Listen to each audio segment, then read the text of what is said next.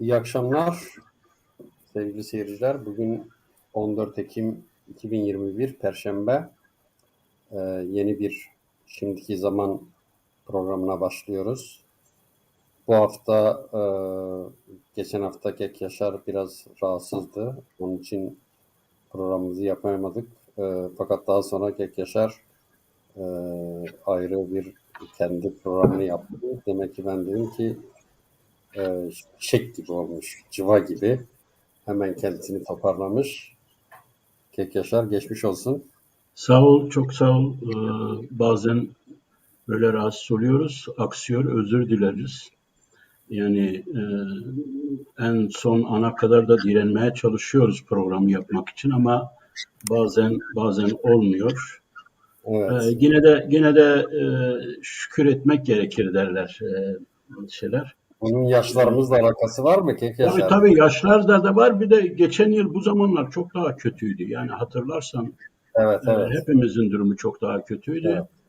Evet. Yani aslında bu bağlamda bir şey söylemek istiyorum. Yani şimdi geçen yıl bu zamanlar çok kötü haberler aldık. Çok üzüldük, çok acı çektik. Çok yakın arkadaşlarımız, çok değerli Kürt yurtseverleri, aydınları, insanlarımız e, koronavirüsten gittiler. E, Biz de şeyden döndük yani böyle son şeyden döndük o zaman. Ama şöyle bir şey söyleyeyim yani herhal bu Sen golü yemedin yani. Gol tam evet geliyordu. biz İyi direkt bir kaleci direkten döndü başarısıyla, bizimkisi. iyi bir Sen o kaleci zaman çok başarısıyla topu. yakından sen o zaman çok yakından takip ediyordun. Her gün arıyor musun? Çok sağ ol biliyorum. Ee, Şeyi söylemek istiyorum. Yani aslında sosyal medyada gerek Çarper Medya'daki bütün program yapımcı arkadaşlar gerekse e, diğer Kürt basını, sosyal medyası, Kürt aydınları, yerelde örgütler, partiler yani aslında bir hassasiyet yarattılar bence bu koronavirüs meselesinde ama anlaşılan o ki daha ziyade etkimiz Kürt kadroları, Kürt aydınları, Kürt siyasetçileri bizim kendi çevremizde herhalde bir etkisi oldu bunun. Yani bu nedenle belki de hani hem kendilerini korumak için hem de bu şey için, vaksinasyon için yani aşı için e, belli tedbirler aldılar ama aynı şeyi halkımız için söylemek belki bir o kadar şey değil. Kek Yaşar Yani bugün bakanın açıklaması vardı. Ee, Gençler daha çok şey oluyorlarmış, yakalanıyorlarmış. Çok yaygınmış. Mesela bugün 30 bin vaka açıklanmış ve 300'e çok büyük. yakın şey var. Evet Ölüm yeni var. bir dalga var. Bu dördüncü dalga bu Hindistan şeyi Delta şeyi. Yani Delta varyantı. bu nedenle de üçüncü aşıyı da bizim mesela bulunduğum ülkede üçüncü aşı da artık bir şart oldu. Yani şu oluyor. Ama Hayır genel şöyle bir olarak şey var. Yani şimdi geçen sene yaşlılar oluyordu. Dolayısıyla bizim arkadaşlarımız falan yakalanan dolayısıyla çok şey oluyordu. Şimdi daha yaygın, daha ciddi bir şey var. Daha ciddi bir durumla karşı karşıyayız. bunun iki Fakat nedeni var. biraz da insan psikolojisi böyle durumu bu şeyi hale getirdik yani. Şimdi ben de kendime yani geçen seneye göre kendimi kıyaslıyorum. Şimdi daha yaygın olmasına göre daha rahat davranıyorum. Daha rahat sokağa çıkıyorum. Aslında e, durum geçen seneden daha şey değil. Daha iyi değil yani. Ee, Yani tabii aşılı olmanın vermiş olduğu bir şey var. Bir de eğer koronayı atlatmışsan yine onun vermiş olduğu bir rahatlık az bir şey var ama olmaması lazım bence. Ee, Evet. Tahminimce bu e, dördüncü dalga bu delta çocuklar, gençler üzerinde çok hızlı bir şey oluyor, etkisi oluyor. Bir de gençler biliyorsun onlarda aşı oranı çok düşük. Aşı e, olmuyorlar. O nedenle e, gençler arasında daha erken yayılıyor bu Evet, şey. evet. Evet, Peki geçelim mi konularımıza? evet tabii ki, tabii ki. Evet. İlk önce şeyden başlayalım. Yani e, Güney Kürdistan'da biliyorsun geçen hafta, geçen pazar günü insanlar sandığa gittiler. Yeni parlamento için ve Kürdistan'daki Kürdistan'da da seçime gidildi. İnsanlar sandık başına gittiler. Ee, Yani mesela çok yaygın konuşuyor. Birincisi Kürtler açısından şöyle bir durum var. Ee, Bir PKK Şengal'le ilgili çok şey yapıyordu. Gidilemiyordu, edilemiyordu. Şengal'le ilgili çok propaganda yapıyordu. Güçlü kimse giremiyor. Ee, Bunun öyle olmadığı, PKK'nın orada aslında güçlü olmadığı, bir toplumsal tabanının olmadığı ortaya çıktı. İkincisi geçen seçimlere göre oy oranı e, düşük, ciddi tartışılan konulardan birisi bu. Oy oranının düşük olması, sandığa gitme oranının düşük olması. Irak genelinden yüksek ama Kürdistan için düşük. Bunun nedenleri tartışılıyor. Bir başka şey de KDP yani bu seçimlere e, gitme oranının düşük olmasına rağmen e, bir önceki seçimlerden daha güçlü çıktı. Bu bence Kürt milliyetçiliği açısından bir şey, bir mevziyi tutma şeyi, çabası, mevziyi tutma görünümü bu e, iyi oldu. İyi olarak değerlendiriyorum ben. Sen ne diyorsun bu konularda? Evet, size bir öneride bulunayım. Şimdi bu konular gerek Evet, Irak'taki ve evet. Yani Güney. bu tabii böyle kısa, şimdi esas konumuzda da değil, Onunla kısa ilgili onunla geçelim. ilgili yani Ayrıca bir onunla program ilgili yapalım yani. evet onunla Kısa alakalı geçelim olarak şimdi. Ayrı bir program söylüyorum. yapalım. Yani bu konu bence çok önemli bir konu ve öyle kısa da geçebileceğimiz bir konu değil. Şöyle bir önerim var. Yani aslında bugün konuşalım ve bizim konumuza da başlayalım ama bizim konumuz eğer yani biliyorsun daha detaylı, daha geniş, daha uzun bir konu, karmaşık bir konu. Eğer bitiremezsek şey yapalım. Yani gelecek programımızda yine kaldığımız yerden devam ederiz. Ee, Şimdi Peki. Irak seçimleriyle ilgili şunu söylemek istiyorum. Bu seçimler önce yani hangi amaçla kararlaştırıldı, yapıldı bu çok önemli. E, Bu seçimler Güney Kürdistan'da bir ihtiyaç olarak doğmadı. Irak'taki hatırlarsan Bağdat'taki o zaman Beyrut, Lübnan'daki protestolar vardı 2019'da. 2019'da Bağdat'taki protestolar e, merkezi bir devleti isteyen, ulusal bir devleti isteyen, danışıklı dövüş olan işte Şiilerle Sünniler ve Kürtler arasındaki işte oturup bir ittifak sonucu oluşturulan bir devlet değil, bir hükümet değil. Irak vatandaşlarının gönüllü seçimiyle, oylarıyla belirlenecek bir parlamentonun çıkaracağı bir hükümet isteniyordu protestocular tarafından, protesto edenler tarafından. Bu seçim kararı onun sonucunda alındı ama koronavirüsten dolayı, diğer nedenlerden dolayı bugüne kadar sarktı. E, e, Bu anlamda seçimler değerlendirdiğimiz zaman bu seçimler o zaman protesto edenlerin ihtiyaçlarına ne ölçüde cevap oluşturuyor, karşılık verdi. Vermediyse bundan sonra ne olabilir, nasıl devam edebilir onu şey etmek lazım. Bu önce bir Irak merkezli bağlamlı bunu genel olarak şey yapalım. Hatırlarsan o zaman bu Mukteda Al-Sadr o zaman protesto edenlere yakın durdu ve e, o zaman protesto edenler de İran tarafından çok sert şekilde provoke edildiler, katledildiler. O zaman hatırlarsanız daha bu Kasım Süleymani iş başındaydı, sağdı ve dolayısıyla İran'la protestocular arasında bir gerginlik vardı. Bu Muqtada el-Sadr da liberal daha yani protestoculara daha yakın, İran'la daha bir uzak duruş gösteriyordu.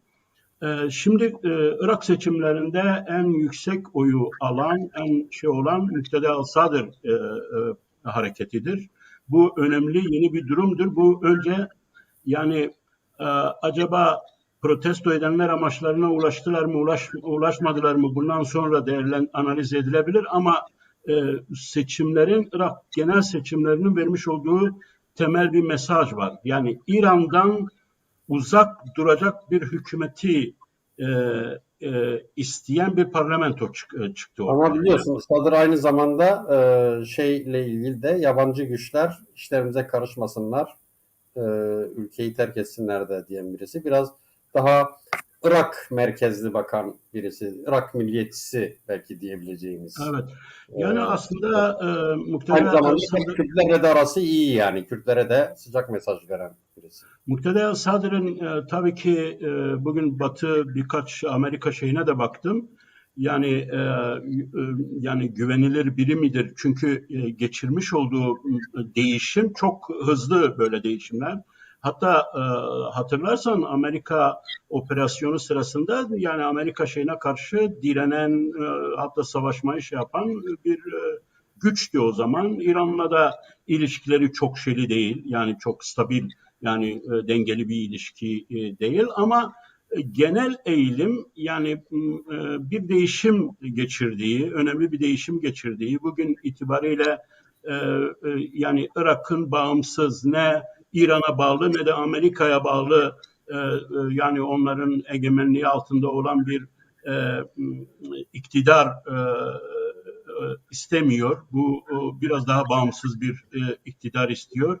Bu işin bir yanı bizim açımızdan baktığımız zaman aslında Muqtada el-Sadr'ın Kürtlere yönelik tavrı belki de mevcut o Bağdat'taki siyasi hareketler içinde en gerek referandum döneminde gerekse öncesinde hep daha dostça oldu ve hatta şunu söyledi yani eğer biz doğru dürüst yapamazsak, anlaşamazsak Kürtlerin elbette ki Kürtlerin kendi başlarına hareket etme hakları vardır. Bu Kürtlerin kendi başlarına hareket etmeleri Irak'ta Irak hükümetinin, merkezi devletin yani görevini yapmamış olmasından kaynaklanan bir durumdur. Şimdi tabii ki önce bunu etmek lazım. Yani nasıl bir hükümet oluşacak? Genellikle işte Muqtada el-Sadr'ın liderliğinde oluşacak bir iktidara en yakın duran Kürt tarafıdır, KDP'dir. Dolayısıyla belki KDP ile birlikte dileriz ki bütün Kürt gruplarıdır Böyle bir koalisyona, böyle bir hükümet sürdürülebilir mi? Protestocular o eski yani ulusalcı diyelim ya da devletçi, merkezi devletçi protesto grupları nasıl bir reaksiyon verir? İran nasıl bir reaksiyon verir? Yani bunlar tabii çok önemli, ciddi analiz edilmesi gereken bundan sonraki konulardır. Ama bunun dışında biz Kürdistan'a dönersek, bu Kürdistan için her ne kadar gerek politik takvim olarak gerekse sosyolojik ihtiyaç olarak ortaya çıkmış, kendisini dayatmış bir seçim olmamasına rağmen aslında bir sosyolojik olarak görebiliriz. Bir sürü işaretleri artık burada okuyabiliriz, analiz edebiliriz. KDP başta onu yapalım çünkü en büyük parti olarak gene çıktı, en güçlü parti olarak çıktı. KDP çok büyük baskı altındaydı. Her taraftan saldırı altındaydı. Çok yani özellikle moral ve psikolojik baskı altındaydı. Gerek bir sürü çalışma alanında Kerkük'te, Şengal'de bildiğin gibi adayları bırakılmıyordu. Sorun olmaması için, provokasyon olmaması için bastırmadılar ama gerek almış olduğu oy oranıyla ve çıkarmış olduğu şeyle bir yandan geleneksel olarak var olan yerlerini, mevzilerini korumuş olduğunu gösterdi. Diğer yandan da Süleymaniye'ye, Kerkük'e daha güçlü bir şekilde KDP'nin oradaki etkisinin de güçlenmeye, yayılmaya başlamış oldu. Bu önemli bir şeydir. Aynı şeyi için de söyleyebilirim. Yani Süleymaniye merkezli partilerin diyelim ki DOHOK'ta almış oldukları şeyler için de söyleyebiliriz bunu. KDP bundan böyle almış olduğu sonuçlar ciddi bir şekilde analiz edilmelidir. Ciddi şeyler var, ciddi işaretler var, sosyolojik işaretler var. Ama tabii ki Şengal ve Kerkük meselesi özellikle konuşulması gereken bir durumdur. Şengal'de Yezidi Kürt toplumu her şeye rağmen Kürt olduğunu, Kürt hareketinin ve Kürdistan'ın kaderleriyle bir olduğunu gösterdiği ve bu konuda özellikle Şengal katliamından bu yana, DAEŞ'in Şengal'e girişinden bu yana KDP üzerinde oluşturulan o olağanüstü anti propaganda, işte çekildiler, ezdileri teslim ettiler, kaçtılar propagandası bence bununla bir son buldu. Çünkü en azından Yezidi halkı hayır Peşmerge, hayır KDP kaçmadı. Çekilmeyle kaçma arasında biz o zaman da konuşmuştuk bunları. Yani bir ayrım yapmak gerekir. Kürtler ille de Peşmerge'de şey değil yani Zaloğlu Rüstem ya da bilmem şey değil. Peşmerge de bir savaşçıdır. Savaş biliyorsun güç dengesi olayıdır, donanım olayıdır, şey olayıdır. Eğer sen güç dengesine sahip değilsen, gücün zayıfsa elbette ki askeri strateji olarak sen geri çekilme kararı da verebilirsin. Bunu anlatmak gerekiyordu ama anlamayanlar vardı. Bence şimdi anlaşılmıştır. PKK bir an önce Şengal'den bu sonuçlardan sonra çekilmeli ve orayı kendi temsilcilerine, hak eden meşru temsilcilerine bırakmalıdır. Aynı şeyi Kerkük için söyleyebiliriz. Kerkük'te de çok güçlü bir propaganda vardı. Kürt halkı Kerkük'te gerek ihanetçilere, 17 Ekim ihanetçilerine de gerekse yani Kerkük'ü Kürdistan dışında sayan tüm Kürt karşıtı güçlere karşı bir tavır koydu. Burada Kerkük üzerine çok önemli bir şey var. Aslında Kerkük'te bugün de ben bazı arkadaşlarla konuştum Hevler'den. Kerkük'te 40.000 Kürt oyu boşa gitti. Biliyor musunuz? Yani aslında o 40.000 Kürt oyu işte Yekiti'ye ya da KDP'ye olsaydı, kanalize olmuş olsaydı Kürt temsilcilerin, Kürt milletvekillerinin Kerkük'ten çıkaracakları milletvekili sayısı en az iki kişi daha fazla olacaktı. O 40.000 oy neden boşa gitti derseniz oradaki Bağdat merkezli bazı kesimlerin bu Eser Talabani ile alakalı, o Ala Talabani diğerleriyle alakalı Bağdat merkezli politika yürüten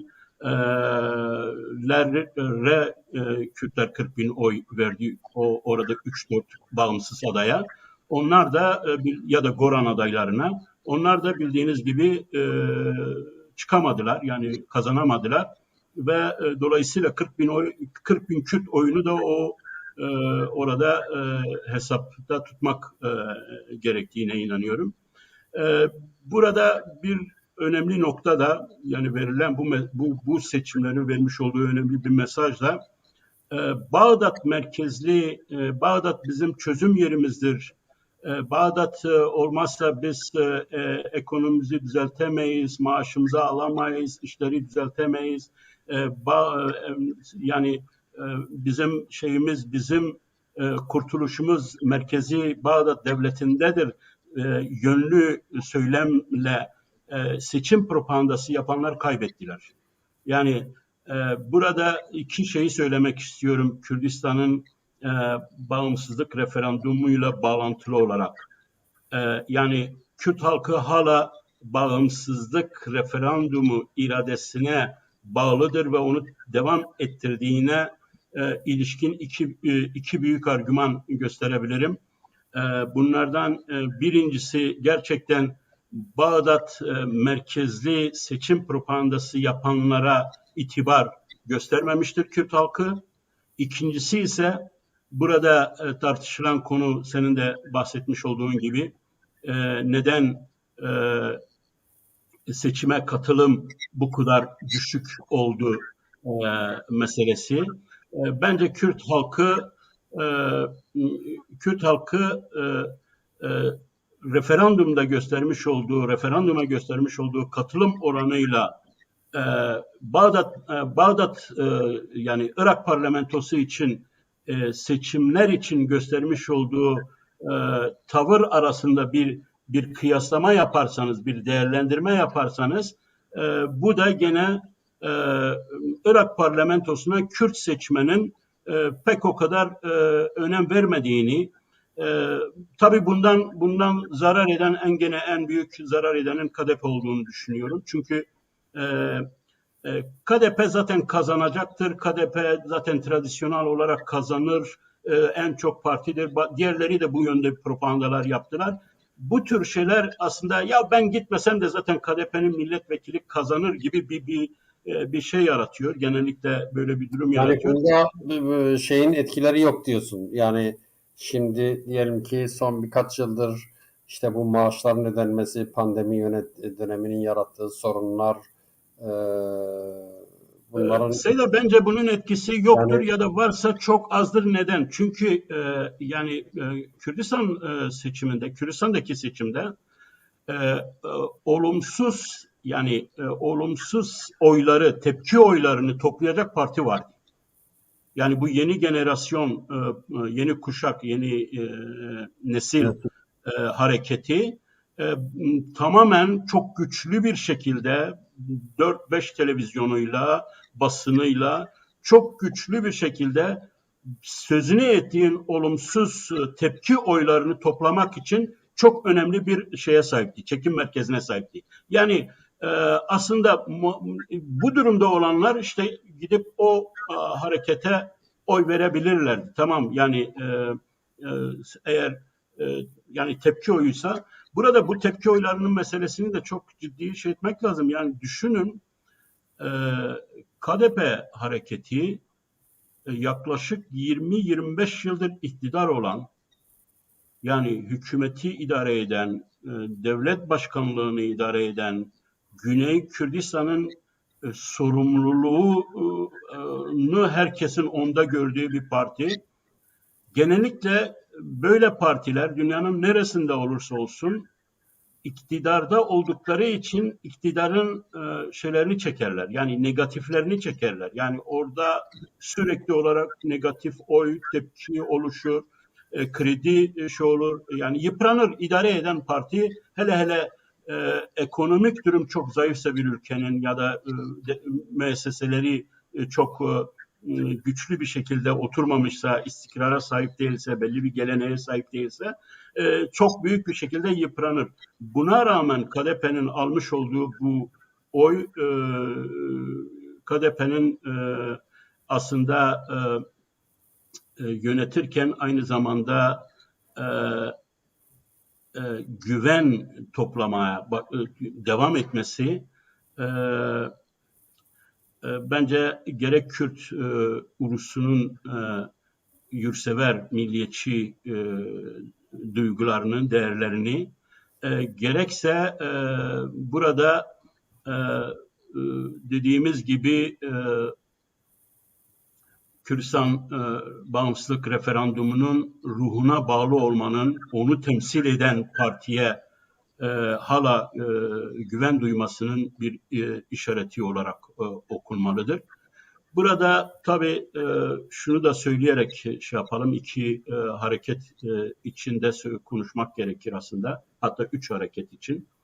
Yani bence Yekiti'nin bu almış olduğu sonuçların ben bu seçimlerin onların sorunlarının çözümü için bir katalizatör olmasını beklerdim. Ancak benim öngörüm o ki bu sonuç Yekiti içindeki çatışmayı, ayrılığı ve sorunları daha da derinleştirecektir.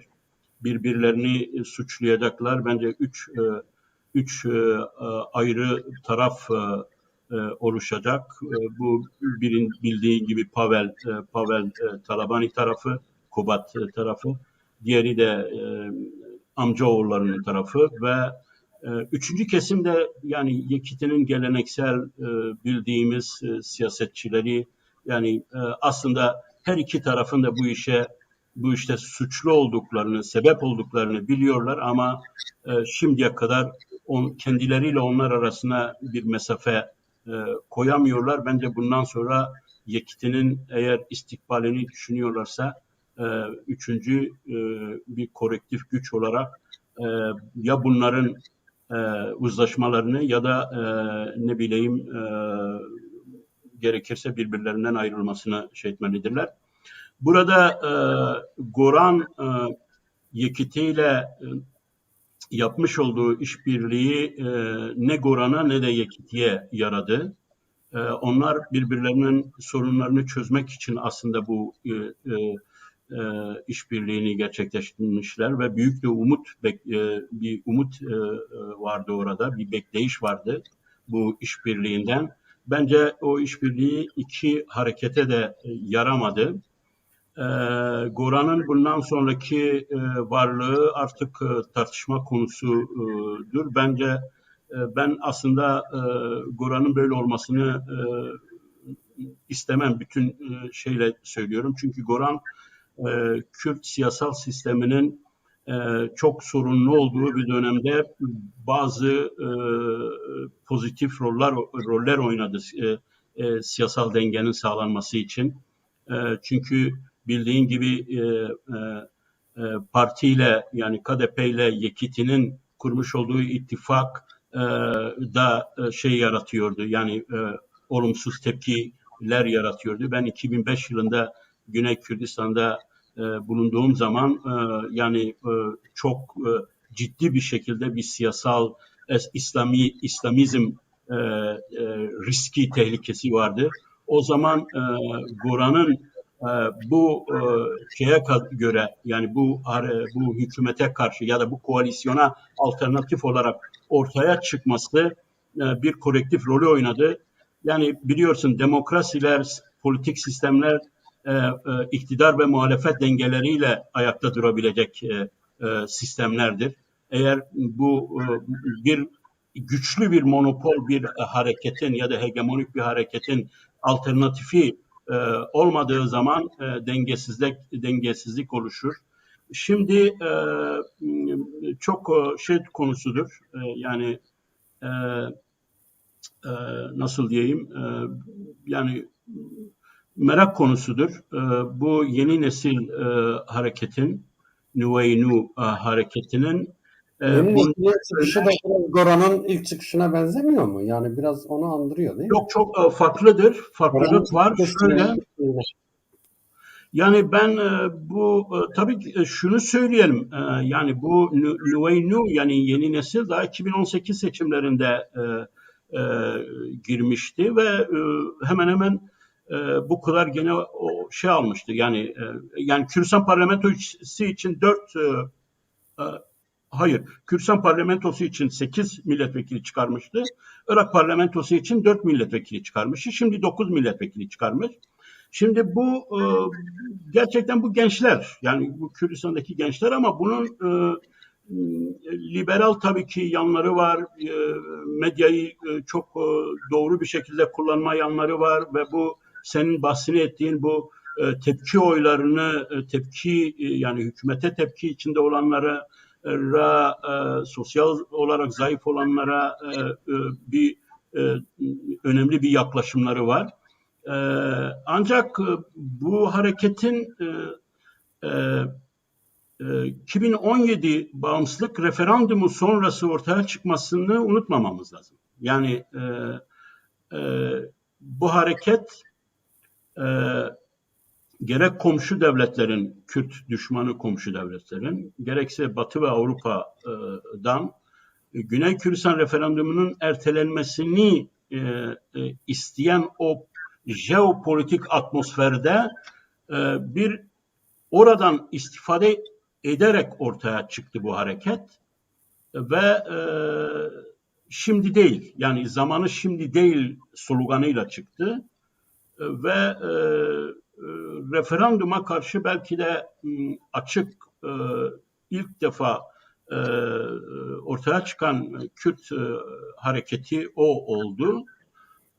Şimdi tabii ki programını, şeylerini incelediğin zaman işte bunların 2030 muydu, 2033 müydü falan, yani 15 yıllık bir şeyleri var, bir programları var.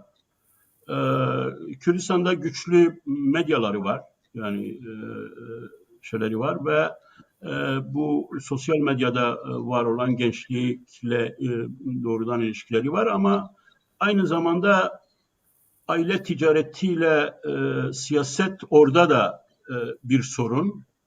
Orada da mafya türü, yani o liderinin Şahsuvar Abdülvahap adlı liderin genç biri, 74-75 doğumlu herhalde biri. Onun adı da birçok böyle işlere, yani mafyatik işlere karışmış. Ama buna rağmen ben bu hareketin pozitif bir şekilde Güney Kürdistan politik sisteminde önemli bir rol oynamasını dilerim. Çünkü gerçekten Yekiti'nin durumu çok ciddi bir sorun. Yekiti'nin bu kadar istikrarsız olduğu yerde KDP'nin her şeyin beklenmesi, KDP'yi bir parti devlet gibi, bir parti devlet konumuna o düzeydeki beklentilerin içinde olması bu KDP için çok iyi olmayacak bir durum olduğunu düşünüyorum. Yani Kürdistan demokrasi için, çok plural sistem için güçlü politik aktörlerin olması önemlidir. Tabii ki bence gene bu Nüvey Nun'un, yani yeni neslin dezavantajı da bence o da Bağdat merkezli siyaset dilini konuştuğu için, söylemini konuştuğu için ve referandum erteleme meselesinde hala aynı söylemlere sahip olduğu için bence büyük bir atılım, yani ya da yükseliş yaratamadı. Yani aslında 2018'de de buna benzer sonuçlar elde etmişti. Bu kadar olumsuzluğa rağmen, bu kadar tepkiselliğe rağmen, bu kadar işsizlik, ekonomik kriz sorunlara rağmen alternatif olacak bir hareketin, hele gençler için de alternatif olacak bir hareketin bundan daha fazla bir başarı göstermesi düşünülebilirdi. Ama demek ki Kürt hareketi, Kürt insanı, Kürt vatandaş referandumun ruhuna bağlıdır. Güney Kürdistan'da şunu söyleyerek bitirmek istiyorum. Seyda, bu çok önemli bir sosyolojik tespittir bana göre. Şimdi biz gündelik yaşamda Güney Kürtlerini gördüğümüz zaman işte özellikle kuzeyli kadrolar, siyasi kadrolar, ya bu vatandaşlar nedir, hep maaştan, müçeden, ekonomik krizden bahsediyorlar. Evet, gündelik yaşamda gerçekten Güney Kürtleri çok bu konulardan bunları konuşuyorlar. Ama kaderleri hakkında karar verici tarihi dönemlerde olağanüstü Kürt aklıyla, Kürt rasyonalitesiyle, Kürt refleksiyle, ulusal refleksle kararlar veriliyorlar, tavır veriyorlar. Bu konuda Güney Kürtlerini gerçekten tekrar kutlamak lazım. Şengal'i kutlamak lazım. Kerkük'te o gençler geçen gün gördünüz. Yani gerçekten o 2017'nin o ihanetini rehabilite eden bir tavır içinde oldular. Tabii ki farklı aktörlerdir ama gene de Kürtlerdir. Bence bu seçim Kürtlerin gücünü gösterdi, referanduma bağlılığı gösterdi.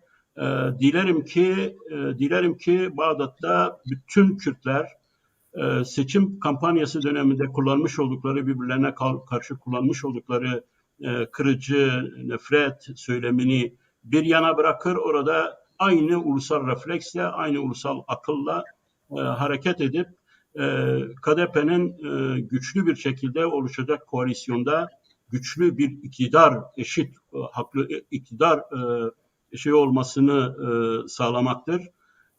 Şimdi diyeceksin sen duruyorsun gece gündüz dekolonyalizmden bahsediyorsun. HDP'ye diyorsun ki Türkiye'leşmeye karşı şimdi neden KDP'ye işte Irak'ın hükümeti olabilirsin hakkını, icazetini tanıyorsun.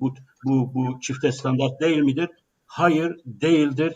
HDP'de kuzeyde KDP'nin güneyde olduğu kadar Kürdistani olsun, Kürdistan kurumlarını, müesseselerini kursun, parlamentosunu kursun, hükümetini kursun ve gitsin Ankara'da istediğini yapsın.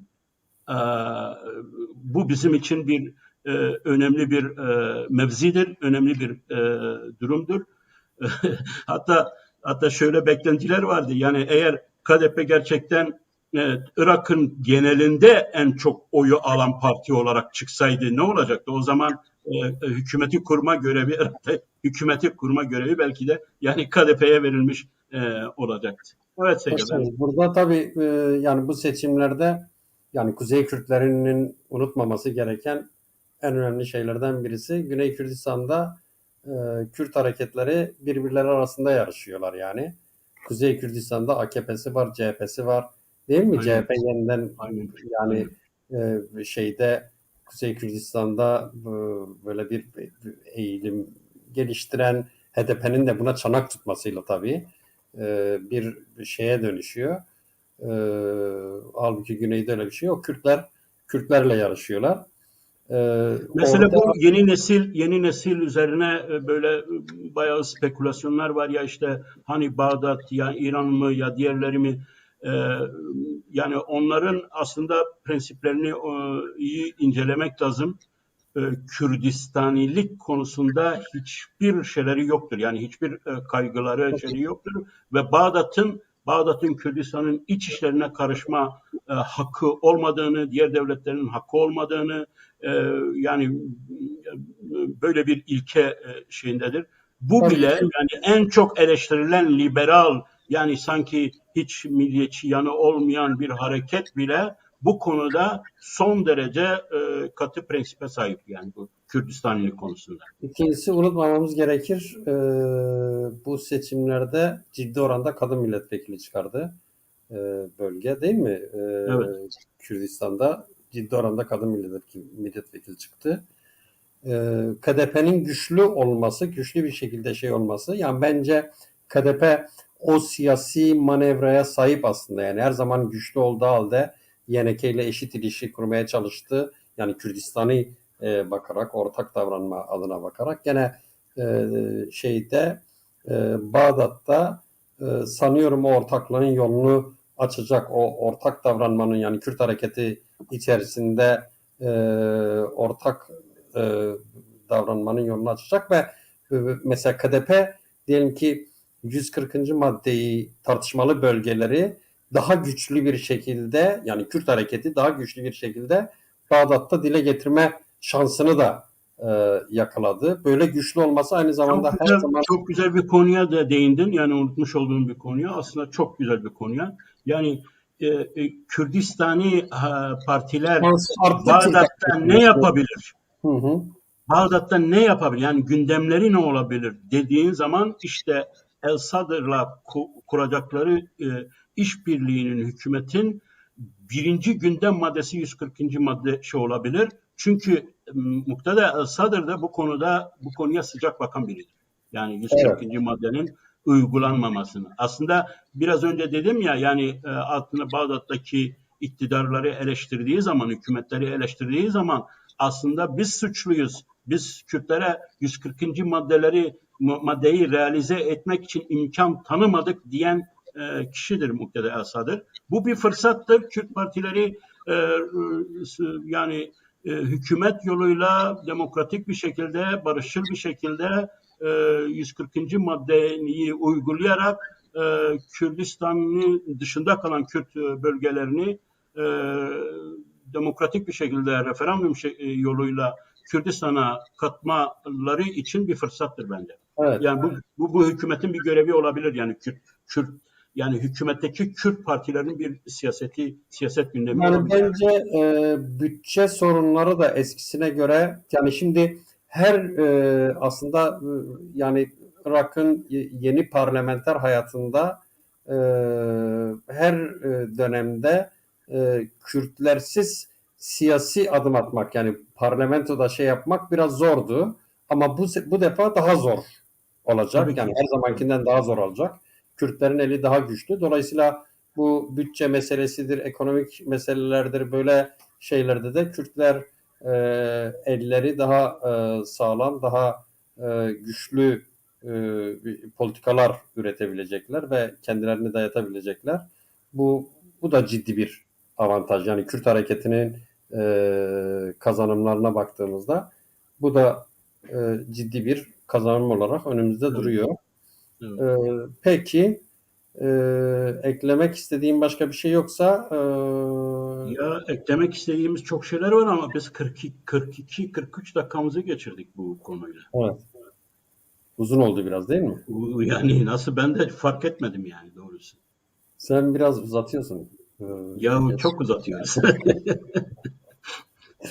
Peki mesela şey izleyicilerimizden birisi demiş ki yani KDP ile ilgili eleştirdiğin hiç mi Kekvari demiş. Yani hiç mi bir şey yok? Şeye baktığında aslında yanlış yaptıkları şurada yanlış yapıyorlar ya da şurada yanlışları olabilir diye. Yani şu anda bu yani konumuz KDP'yi değerlendirme Değil. bütünüyle her yönüyle KDP'nin Değil. 25 yıllık icraatını değerlendirme olsa e, benim kadar eleştiren kimse çok az olur düşünüyorum. Ama şu anda seçim şeyinde ben Evet. yani bilmiyorum belki de bazı yerlerde e, büyük hatalar yapmışlar ama ben onu göremedim. Doğuk'ta bir takım sorunlar var e, bildiğim kadarıyla ama doğrusunu söylesem çok bilgim yok. Kek Fahri bilsin ki ben kim olursa olsun eğer gördüğüm bir şey varsa, yanlışlık varsa Kürt çıkarları için hiç çekinmeden ve hiç kimseden de korkmadan bunu söylerim, dile getiririm. E, KDP de isterse bunu anlar, istemese ben e, özgür bir sosyologum, bir Kürt sosyologum. Peki. Diğer konumuza geçebiliriz artık. Evet, Tabii evet. böyle hani aslında konumuzla da bağlantılı. Biliyorsun Türkiye'de bu işsizlik rakamları tartışıldığı zaman yüksek çıkmış gene. Tartışıldığı zaman Bahçeli şey demiş. Yani bunun sorumlusu Kürt kebapçı Kürt kebapçılardır demiş. Yani şimdi Kürt kebapçılar dediği zaman şöyle yani bir devlet tavrı var. Kurumsallaşmış bir hani kolonyal mekanizma var. Bu kolonyal mekanizma aslında bir taraftan ırkçılığı ve ırkçılığın e, altında dişlerini gösteren faşizmi şey yapıyor. Yani günlük hayatta gösteriyor. Bir de E, ama sıradanlaşmış faşizm var. Sıradanlaşmış ırkçılık var. E, yani mesela Kürtlere bakışta sadece devletin hani o ideolojik politik mekanizmalarına oturmuş kurumsal bir ırkçılığın dışında halkına verdiği şeyle, yani halkın anlayacağı dilden halkının refleksine uygun sıradan bir de ırkçılık var, değil mi? Yani yayılmış adi ırkçılık diyeceğimiz bir bir şey var, bir mekanizma var. Bu da konumuzla ilgili böyle bir geçiş yapalım. Ne Ya bana diyorsun? o geçişi şimdi Devlet Bahçeli'den açtın, kebaptan açtın da e, yani tabii kebap hepimiz kebap yediğimiz için Bir de bu cevabı da konu çok seviyorsun. bu konu çok uzayacak. Bizim diğer konu güme gidecek gibime geldi. Sen tabii e, ülkede yaşıyorsun. Bu konu senin için de çok önemli. Sen de bu konu çok detaylı bir şey. Yani aslında Devlet Bahçeli bazen Erdoğan da Hayır, bu öyle. şey, Bak bu Erdoğan da yani öyle.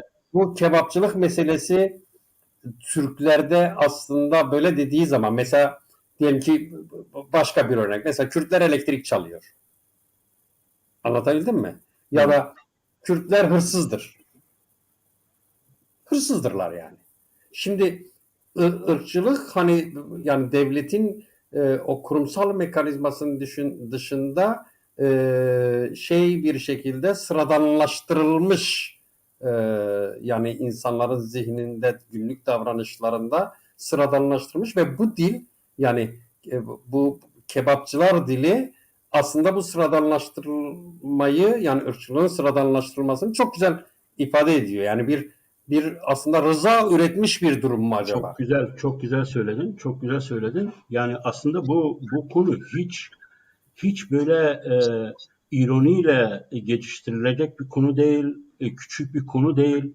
Bu Türk milliyetçi mantalitenin dışa vurumudur.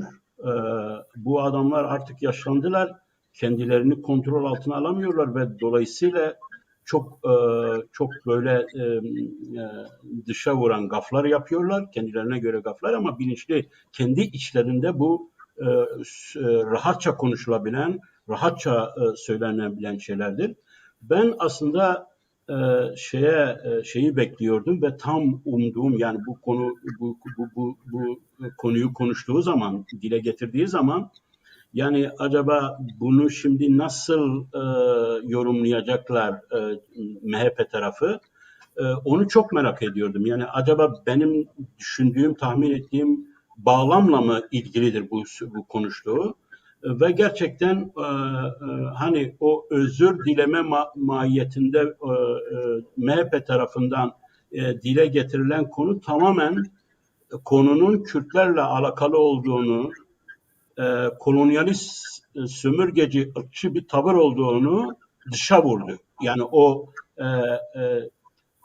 şeyin izahı yani Devlet Bahçeli neden kebapçılar teröristtir sözüne açıklama getiren MHP'li dedi ki yani bir fotoğraf paylaştı. İşte Kürtler kebap yiyor orada.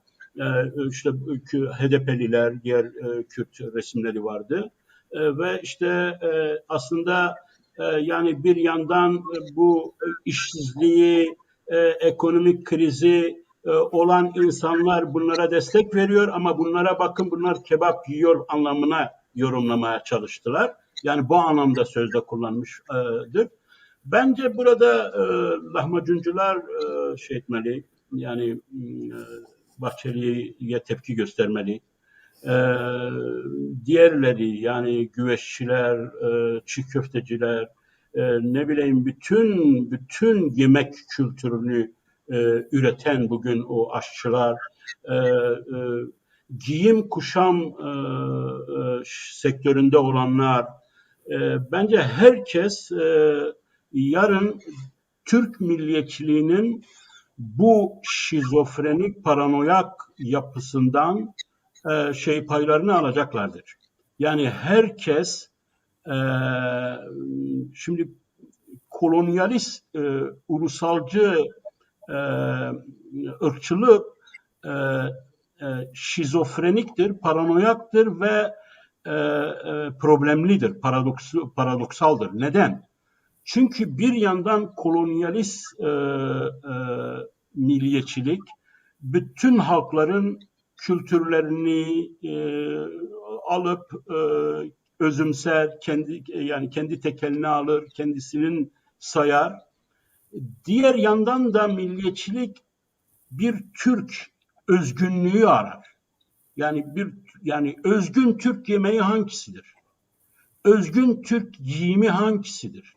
Yani etnize etmek zorundadır milliyetçilik. Özgün Türk ne bileyim içeceği hangisidir? Erdoğan demişti ayran işte Türk milletinin ulusal içkisidir falan anlamında demişti. Bunların hiçbiri uymuyor. Yani kebap Türk'ün özgün yemeği değildir. Çiğ köfte özgün yemeği değildir. Lahmacun özgün yemeği değildir. Bunlar hep o bölgedeki halkların, kültürlerin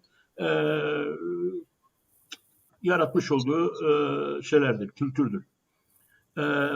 Türk milliyetçiliği böyle bir krizi yaşıyor. Yani bir yandan Çünkü topraktan kaynaklanan bir milliyetçilik değil. Yani dayatılan bir milliyetçilik. Değil mi? aynen bir de yani Göç milliyetçiliği yani göçle gelmiş.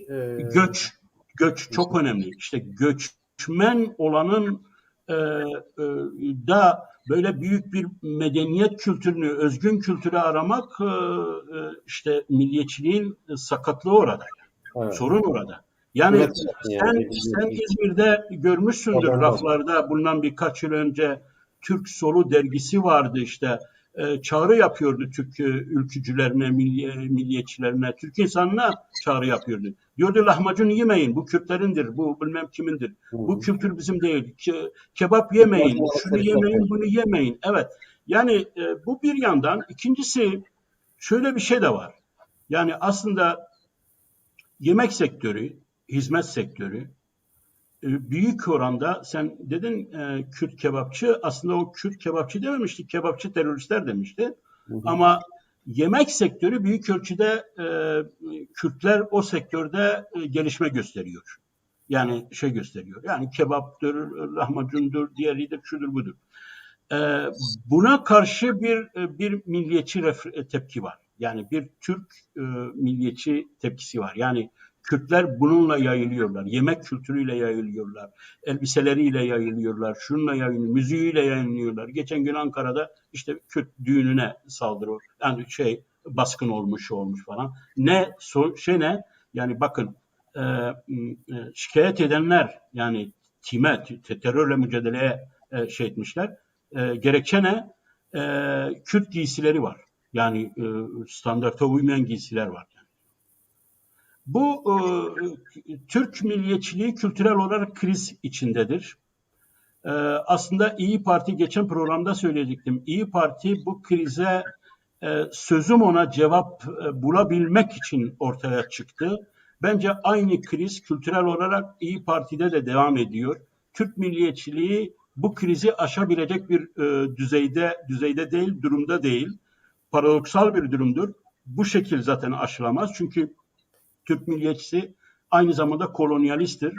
Yani başkasının kültürünü talan eden, alan, özümseyendir, çalandır.